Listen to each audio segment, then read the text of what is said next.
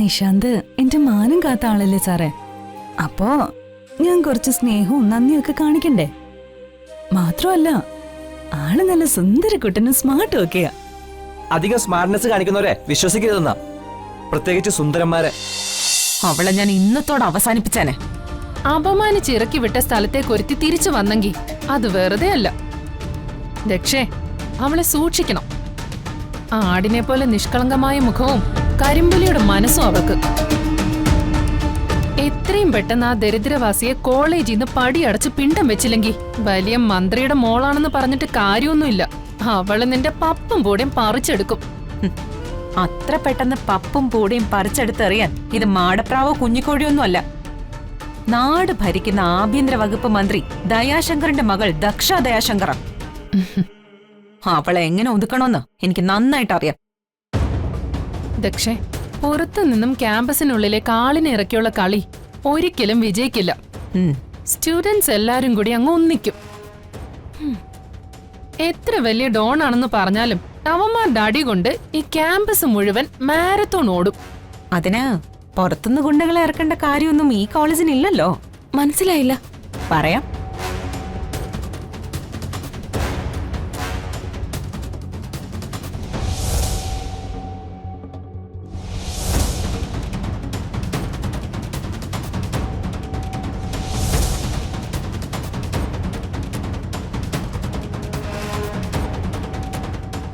ദക്ഷേ, ഇത് ഉറപ്പായിട്ടും വർക്കൗട്ട് ആവും.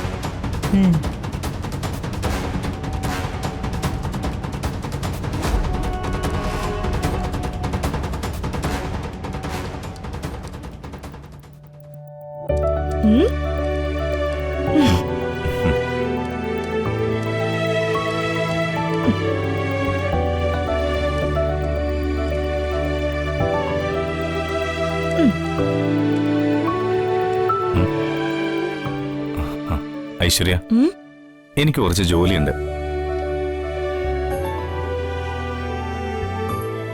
ഇപ്പൊ എന്റെ സംശയം സാറിന്റെ ഭാര്യ ഞാനാണോ അതോ ഈ കുന്ത്രാണ്ടാണോന്ന്. അതെന്താ ഇപ്പൊ അങ്ങനെ ഒരു സംശയം?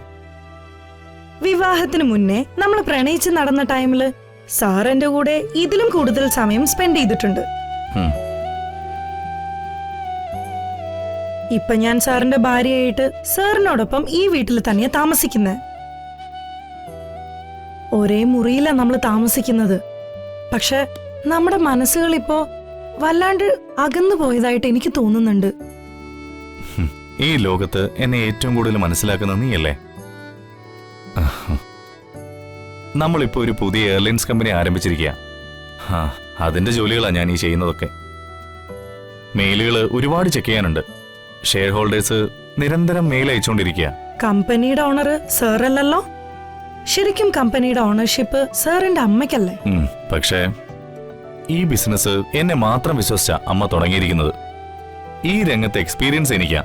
അപ്പോ അതിന്റെ ഉത്തരവാദിത്തം കാണിക്കാതിരിക്കാൻ പറ്റില്ലല്ലോ. അപ്പൊ സാറിനെ മാത്രം വിശ്വസിച്ച് സാറിനോടൊപ്പം ഇറങ്ങി വന്ന എന്നോട് സാറിന് ഒരു ഉത്തരവാദിത്വം ഇല്ലേ?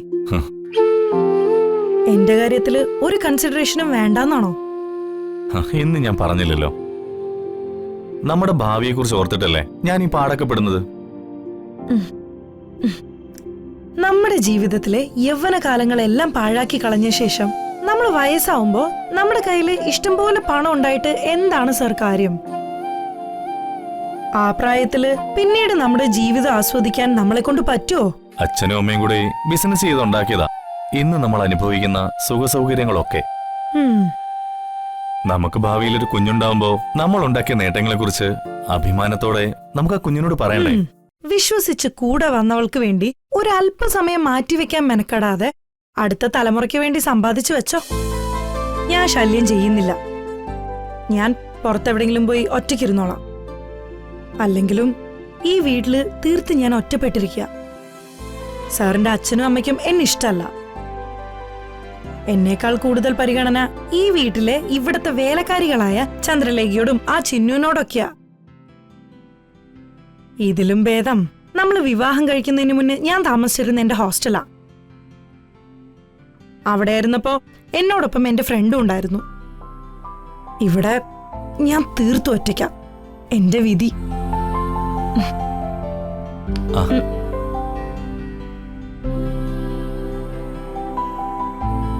വേണ്ട, എന്റെ കാര്യം ഓർത്ത് സാർ വിഷമിക്കണ്ട. സാറിന്റെ ജോലി നടക്കട്ടെ.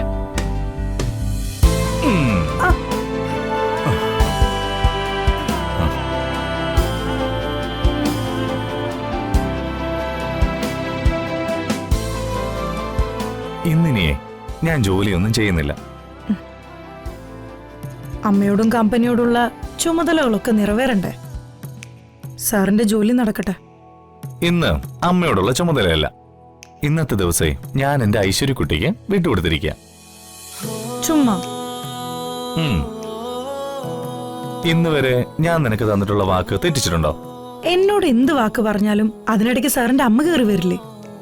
അമ്മയുടെ വാക്കിന് മുന്നിൽ ഭാര്യയ്ക്ക് നൽകിയ വാക്കിന് എന്ത് പ്രസക്തിയുള്ളത്? ആരോടും ഒന്നും പറയുന്നില്ല. നമ്മളെ രണ്ടുപേരും കൂടി പുറത്തേക്ക് പോകുന്നു. നീയും ഞാനും കൂടി പുറത്തു പോയിട്ട് അടിച്ചു പൊളിക്കുന്നു. സത്യാണോ?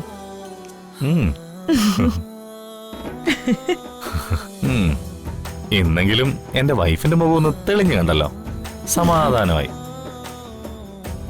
ആ, ഇന്ന് പുറത്തേക്ക് ഇറങ്ങിയ നമ്മള് പാതിരാത്രിയായിട്ട് തിരിച്ചു വരും.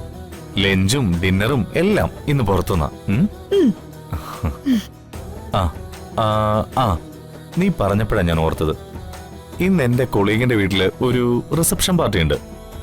നമുക്കേ ഇൻവിറ്റേഷൻ ഉള്ളതാ. നമ്മുടെ മാരേജിന് ശേഷം നമ്മള് ഫസ്റ്റ് ടൈം അറ്റൻഡ് ചെയ്യുന്ന ഫംഗ്ഷനാ ഇത്.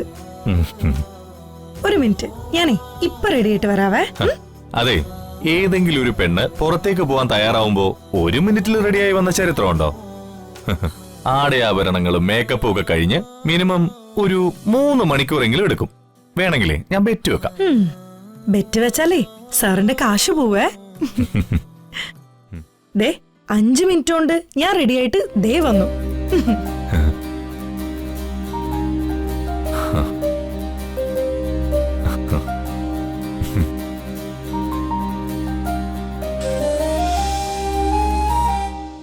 മാഷേ നിക്ക്.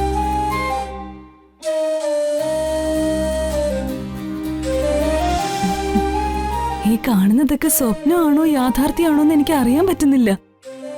പുതിയ സ്വപ്നങ്ങളൊക്കെ കണ്ടു തുടങ്ങിയോ? മനസ്സിലായില്ല. മനസ്സിലായില്ലേ? എനിക്ക് മനസ്സിലാവുന്നുണ്ട്. ഇതെന്ത് സാറാ, ഒരു സ്റ്റുഡന്റിന് മനസ്സിലാവാത്ത കാര്യം പറഞ്ഞു തരണ്ടേ? മനസ്സിലായില്ലെന്ന് നടിക്കുന്നവരെ പഠിപ്പിക്കാനുള്ള പരിശീലനമൊന്നും ഞാൻ നേടിയിട്ടില്ല. ആ നിഷാദിനോട് വലിയ സംസാരമൊക്കെ ആണല്ലോ. ഞങ്ങള് കോളേജ് മേറ്റ്സ് അല്ലേ, അപ്പൊ പരസ്പരം സംസാരിക്കുന്നത് നല്ലതല്ലേ?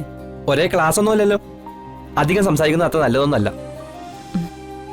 നിഷാന്ത് എന്റെ മാനം കാത്ത ആളല്ലേ സാറേ, അപ്പോ ഞാൻ കുറച്ച് സ്നേഹവും നന്ദിയും ഒക്കെ കാണിക്കണ്ടേ?